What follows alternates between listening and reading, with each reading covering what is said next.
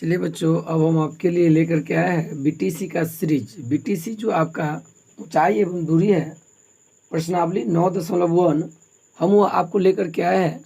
एक एक सवाल बनेगा, कुल 16 सवाल दिया गया है। 16 सवाल का एनालिसिस किया जाएगा, बनाया जाएगा। आप आराम से एक एक सवाल को देख करके बना सकते हैं। थोड़ा भी आपको भारी नहीं लगेगा, बहुत हल्का लगेगा आपको, बट आप सभी को ध्यान से देखिए। एक बार दो बार वीडियो देखिएगा, आपको एकदम मज़ा आएगा बनाने में।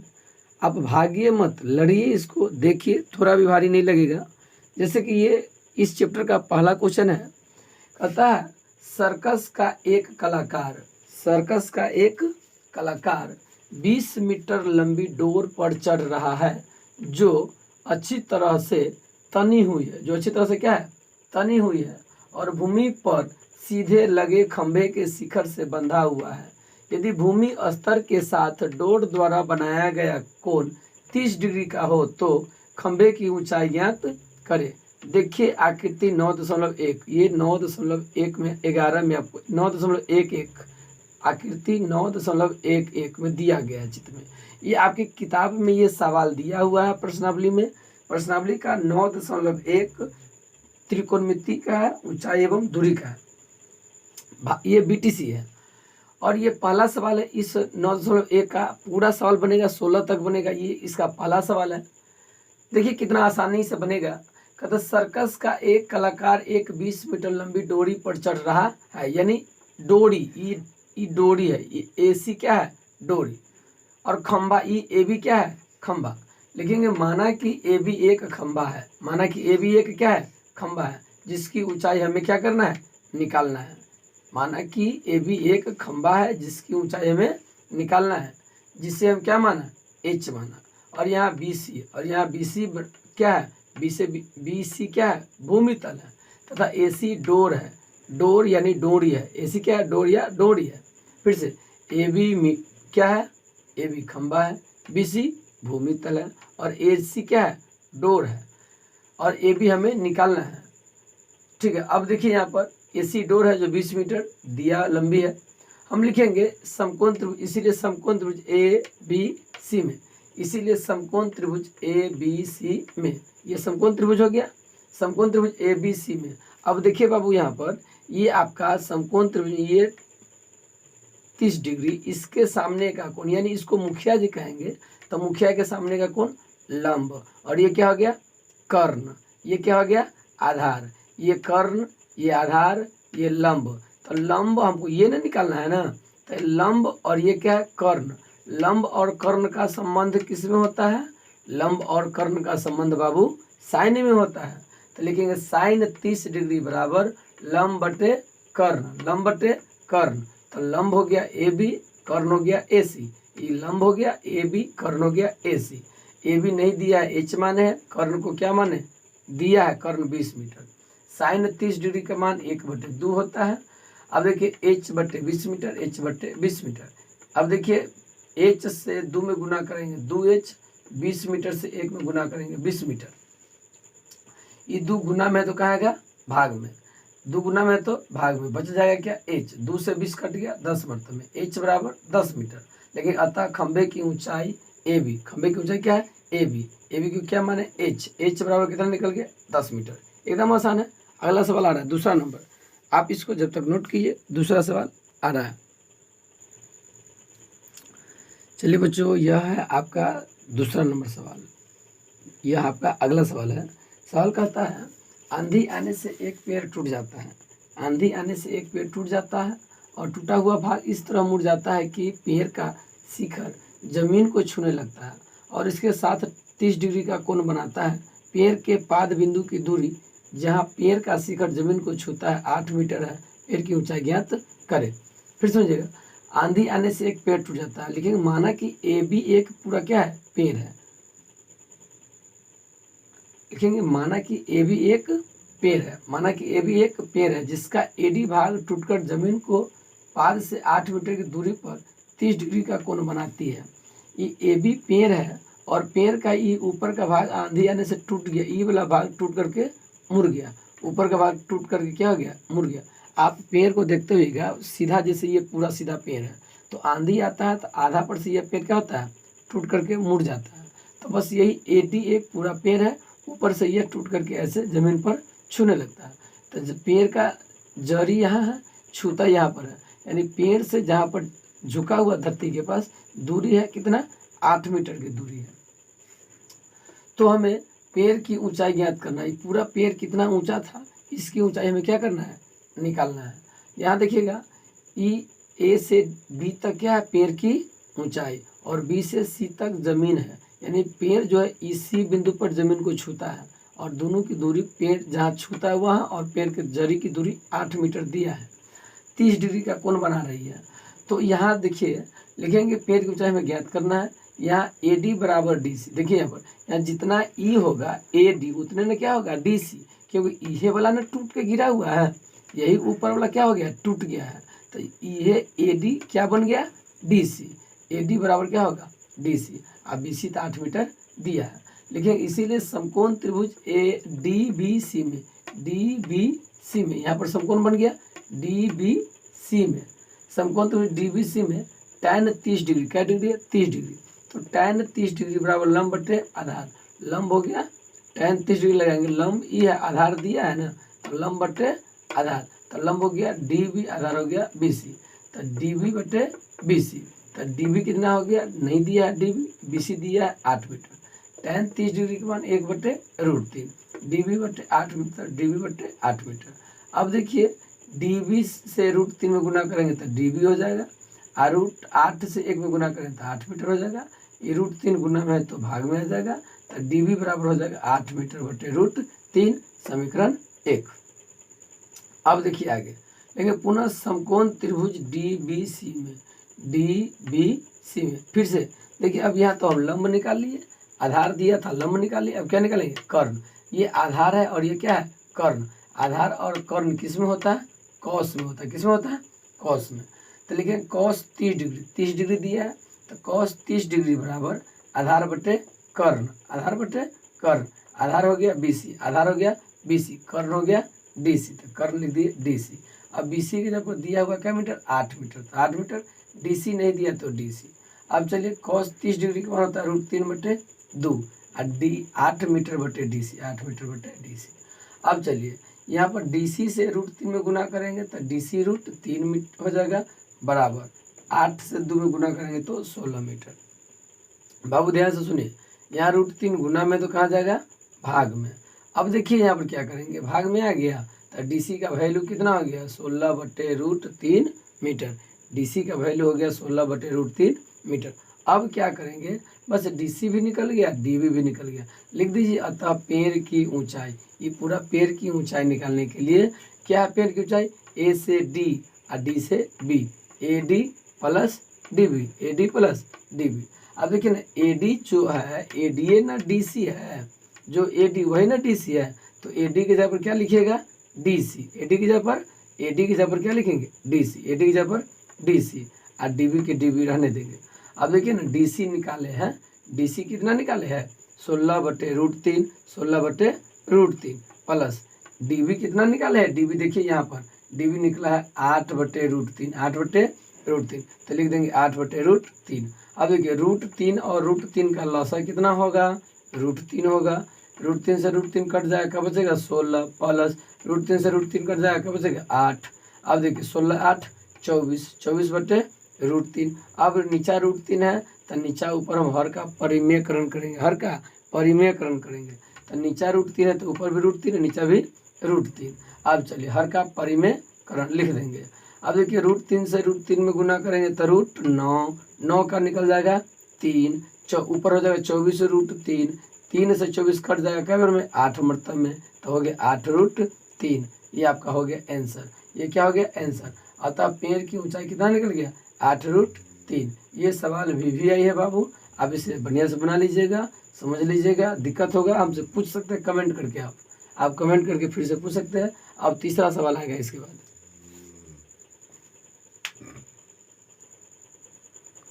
देखिए यह सवाल है आपका तीसरा नंबर, ये कितना नंबर सवाल है, तीसरा नंबर। सवाल थोड़ा सा लंबा है बट बनेगा एकदम आसान तरीका से।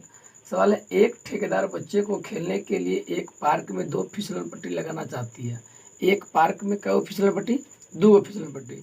5 वर्ष से कम उम्र के बच्चों के लिए एक ऐसी फिसलन पट्टी लगाना चाहती है जिसका शिखर 1.5 मीटर की ऊंचाई पर हो और भूमि के साथ वह 30 डिग्री का कोण पर झुका हो, जबकि इससे अधिक उम्र के बच्चों के लिए वह 3 मीटर की ऊंचाई पर एक अधिक ढाल की फिसलन पट्टी लगाना चाहती है जो भूमि के साथ 60 डिग्री का कोण बनाती हो। प्रत्येक स्थिति में फिसलन पट्टी की लंबाई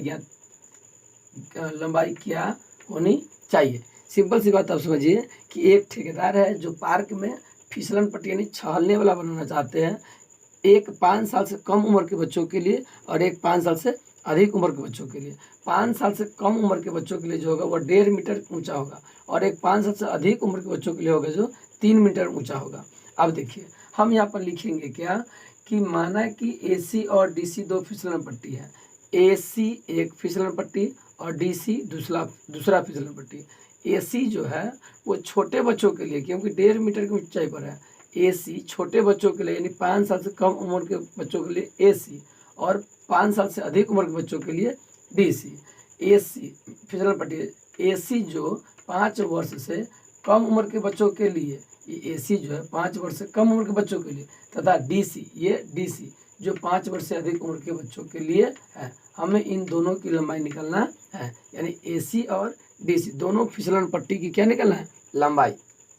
देखिए इतना बहुत आसान है, लेकिन इसीलिए समकोण त्रिभुज ABC में छोटा वाला में ABC में, देखिए अब ये तो दिया है लंब, ये है आधार, ये है कर्ण, हमको ये ना निकालना है ना, तो ये कर्ण और ये लंब, ये तो आधार हो जाएगा, ये कर्ण और ये लंब और ये कर्ण, ये लंब और ये कर्ण। लंब कर्ण किस में, साइन में, तो लेकिन साइन 30 डिग्री बराबर लंब बटे कर्ण। लंब हो गया AB, कर्ण हो गया AC। AB की जगह पर कितना दिया है, AB की जगह पर 1.5 मीटर, 1.5 मीटर। AC तो दिया नहीं है तो AC हो जाएगा। अब लिखेंगे साइन 30 डिग्री के मान 1/2 1/2 हो गया, 1.5 मीटर बटे AC, 1.5 मीटर बटे AC। अब देखिए AC से 1 में गुना करेंगे तो AC, 1.5 में 2 से गुना करेंगे तो यानी 1.5 दूना 3 मीटर हो जाएगा। AC की यानी छोटे बच्चों की फिसलन पट्टी की लंबाई कितना हो गया, 3 मीटर। आगे देखिए पुनः समकोण त्रिभुज DBC में साइन 60 डिग्री। अब देखिए ये पूरा हो जाएगा लंब, ये पूरा हो जाएगा कर्ण, हमको तो ये निकालना है, ये कर्ण है, ये पूरा लंब जो है 3 मीटर दिया, यहाँ से यहाँ कितना दिया है, 3 मीटर दिया है, ये बड़े के लिए है। तो साइन 60 डिग्री बराबर लंब बटे कर्ण, लंब हो गया DB, लंब हो गया यहाँ से यहाँ तक, यहाँ से यहाँ लंब हो गया DB, कर्ण हो गया DC। देखिए DB आपको दिया हुआ है क्या मीटर, 3 मीटर, तो लिख दिया 3 मीटर। DC नहीं है तो DC। साइन 60 डिग्री मान √3/2। अब देखिए 3 मीटर बटे DC, 3 मीटर बटे DC। अब देखिए गुना करेंगे DC से √3 में तो DC √3 और 2 से 3 में तो 3 दूना 6 मीटर। अब देखिए ये DC ये तो √3 में √3 गुना में तो कहेगा भाग में, तो लेकिन यह DC बराबर इधर 6 रह जाएगा, इधर में √3 गुना में तो कहाँ आएगा, भाग में, तो √3। अब देखिए √3 यहाँ पर है, अब हम हर का परिमेयकरण करेंगे, हर का परिमेयकरण, तो नीचा √3 है तो ऊपर भी √3 नीचा भी √3, हर का परिमेयकरण लिख देंगे तभी नंबर आएगा, नहीं तो कट जाएगा। हर का परिमेयकरण।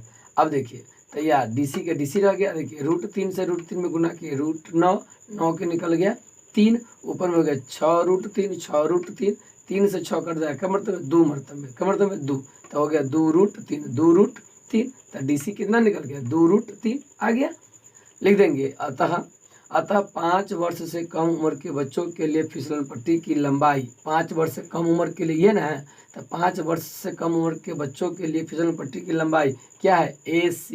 तो AC कितना निकला यहाँ पर 3 मीटर। फिर लिखेंगे तथा अधिक उम्र के बच्चों के लिए फिसलन पट्टी की लंबाई, अधिक उम्र वाला के लिए DC, तो DC कितना निकला यहाँ पर 2√3 मीटर, 2√3 मीटर। आप इसे नोट कीजिए, कोई भी दिक्कत होगा नहीं समझ में अगर आता है आप हमसे कमेंट करके पूछ सकते हैं। अगला सवाल आ रहा है चौथा नंबर। चलिए बच्चों ये है आपका चौथा नंबर सवाल। देखिए आप किताब में भी पढ़ सकते हैं, यहाँ भी देख सकते हैं।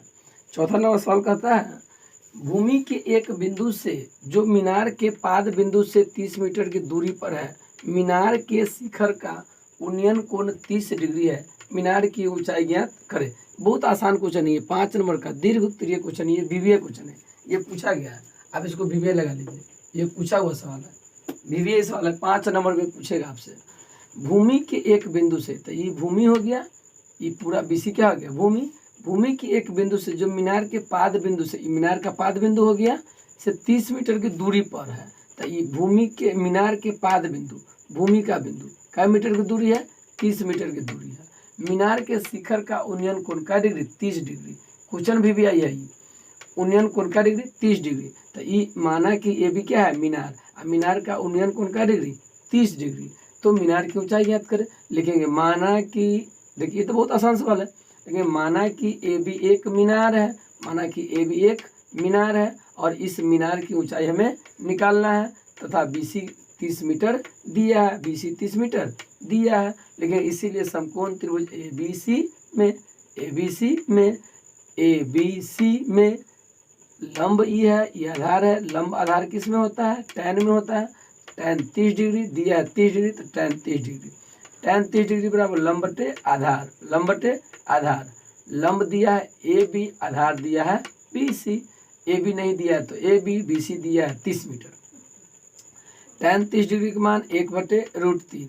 अब देखिए ए बी बटे 30 मीटर, ए बी बटे 30 मीटर, तिरछा तिरछी गुना कीजिए, ए बी से √3 में गुना करेंगे तो ए बी √3, 30 मीटर से 1 में गुना करेंगे तो 30 मीटर, आई √3 गुना में है तो कहाँ आएगा, भाग में, तो बच गया ए बी बराबर 30 मीटर बटे √3।